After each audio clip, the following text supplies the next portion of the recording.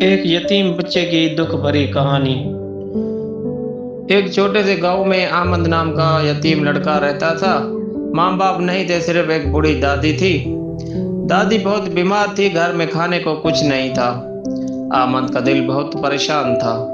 آمد ہمت کر کے گاؤں کے سب سے امیر آدمی کے گھر گیا، بولا چاچا دادی کے لیے تھوڑا کھانا دے دیں۔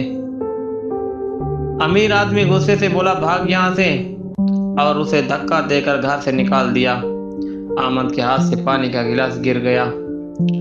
آمد ٹوٹا ہوا دل لے کر واپس آ گیا، راستے میں روتا روتا رہا۔ پھر اس نے ہمت نہیں ہاری، لوگوں سے مانگ کر روٹی لایا، گھر آ کر دادی کو کھلائی۔ دادی نے دعا دی، بیٹا اللہ تمہیں بہت دے گا۔ آمد نے کہا دادی فکر نہ کرو، میں ہوں نا۔ وقت گزرا، وہی امیر آدمی غلط کاموں کی وجہ سے غریب ہو گیا۔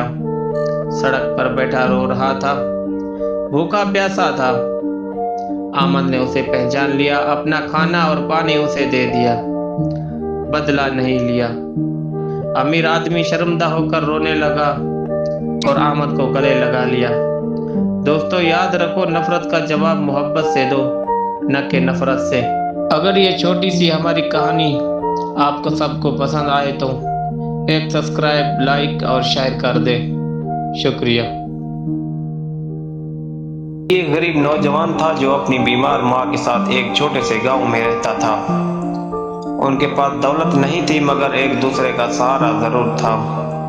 علی ہر صبح روزگار کی تلاش میں نکلتا، مگر شام تک خالی ہاتھ واپس آ جاتا۔ پھر بھی اس نے کبھی ہمت نہیں ہاری۔ ایک دن علی کی ماں کی طبیعت بہت زیادہ خراب ہو گئی۔ ڈاکٹر نے دوا تو لکھ دی، لیکن علی کے پاس اتنے پیسے بھی نہیں تھے کہ وہ دوا خرید سکے۔ مجبور ہو کر علی گاؤں کے ایک امیر آدمی کے پاس مدد مانگنے گیا۔ اسے امید تھی کہ شاید کوئی اس کی پریشانی سمجھ لے، لیکن امیر آدمی نے سب کے سامنے علی کی بے عزتی کر دی اور مدد کرنے سے انکار کر دیا۔ علی خاموشی سے واپس آ گیا۔ اسی دن علی نے فیصلہ کیا کہ وہ اپنی قسمت خود بدلے گا۔ اس نے دن رات محنت شروع کر دی اور کبھی ہار نہیں مانی۔ دن میں وہ مزدوری کرتا اور رات کو پڑھائی کرتا۔ ہر مشکل نے علی کے حوصلے اور مضبوط کر دیا۔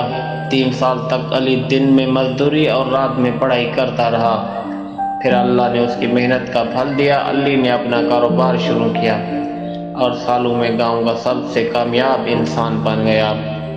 ایک دن وہی امیر آدمی جو بے عزتی کر چکا تھا نقصان کی وجہ سے علی کے پاس مدد مانگنے آیا۔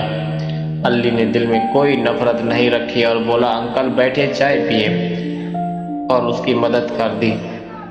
علی کی ماں یہ سب دیکھ کر رو پڑی، کہا بیٹا اللہ صبر کرنے والوں کو کبھی ضائع نہیں کرتا۔